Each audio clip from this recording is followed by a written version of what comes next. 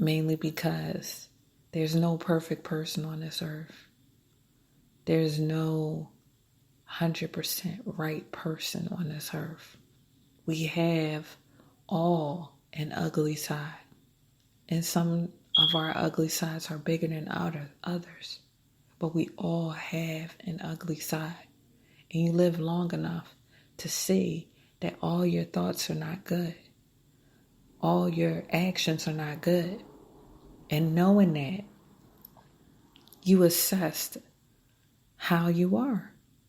And you learn to manage yourself. Some of it stems from childhood and a disposition that was created due to childhood. Your mom was combative with your father, nonstop, verbally, nonstop. Your mom was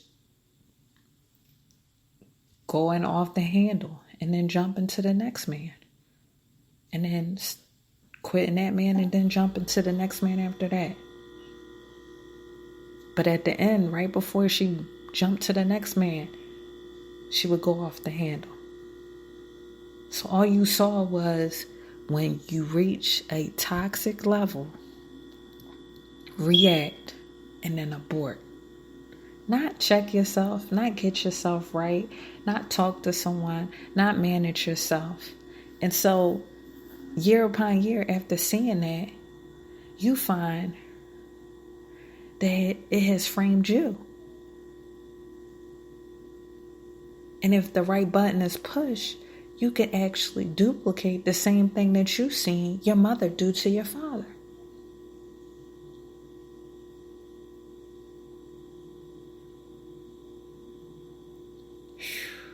It gets that serious. Are we a product of our environment? We can be. We don't have to be if we acknowledge what is going on inside, realize our capability. It's just like a child seeing something over and over again. It gets ingrained into them. That's normal. Whether it's right or wrong, it can be another discussion, but it brings a level of normality because they see it enough. And if it wasn't normal, they wouldn't see it.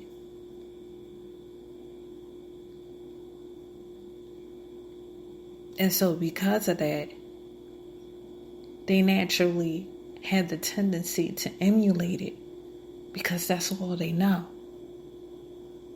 Until they put it in a category.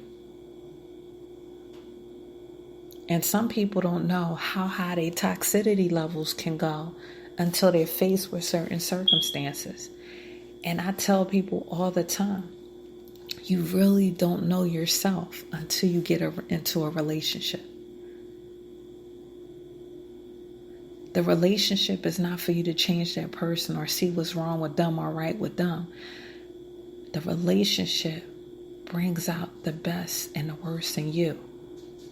And you see how capable you are of being patient, capable of being understanding, capable of controlling your tongue, capable of managing your anger, capable of loving, capable of being long-suffering.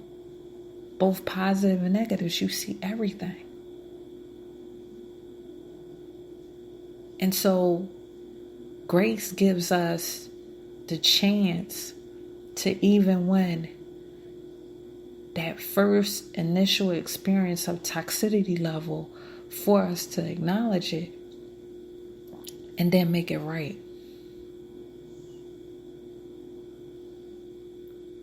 Well, my dad used to do that, or my mom used to do that. It's in me to be like that. How can I be different? That's the first step. The biggest and the best step. To acknowledge what is going on. And then 2, seek help. And seeking help could be a matter of seeking internal health through prayer, seeking internal health through meditation, seeking internal health through reading, seeking eternal health through getting a life coach, a therapist, a counselor. All of them are gifted to help you become a better person. No one in the psychology realm should be discredited, because God can use any and all of them to do what is needed for you to become a better person. I can't say that enough. It's a matter of spurring others into a greater and deeper understanding of self so they can have a better life. And better life doesn't mean richer. A better life, not richer in tangible things, but richer in experience. I am a better partner. I am a better mother. I am a better father. These toxicity levels are reflecting in statistics. These toxicity levels are reflecting in your health. A toxic person is guaranteed to have health issues, because the way our body is wired, we're not meant to house emotions, negative, deep-seated, unresolved emotions for long periods of time. It bleeds out. Some people, and that's a whole nother topic, that whether it's psychology or, I'm sorry, I lost my train of thought. But everyone knows I am a mother of 2, 1 4, my son about to be 7 in 3 more days. So I apologize for the interruption, but I'm a very real person and I will acknowledge my error. I don't really try to display my podcast in a perfect way. I want you to get the organic me, the authentic me. So even if my roles switch while I'm recording, I will stop the taping, but I will also make my listeners aware of what is going on. So, not to get so deep into it, it is what it is. I had a little interruption with my daughter. So, going back on the topic of toxicity levels, during this time, and I don't know how long this lockdown is going to go, but let this lockdown also be a learning time of self, to see and examine that you are capable of having toxicity levels. You're capable of it. Anybody's capable of it. Because number one, you can't pick how you was raised or what family you was born into or who was there and who wasn't there. And some of that, not all the time, it's not all inclusive. Some of that reeks with toxicity. And until you become in a relationship, a long-term relationship, some people been literally jumping from 3-month relationship, 3-month relationship, 3-month, or 6-month relationship, 6 months, 6 months.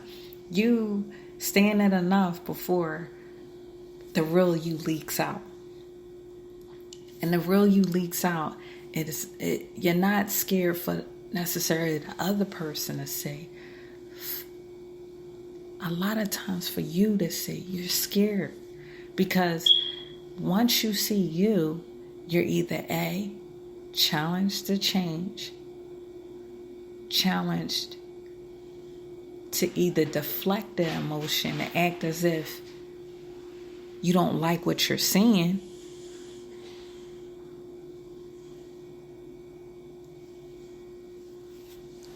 or react.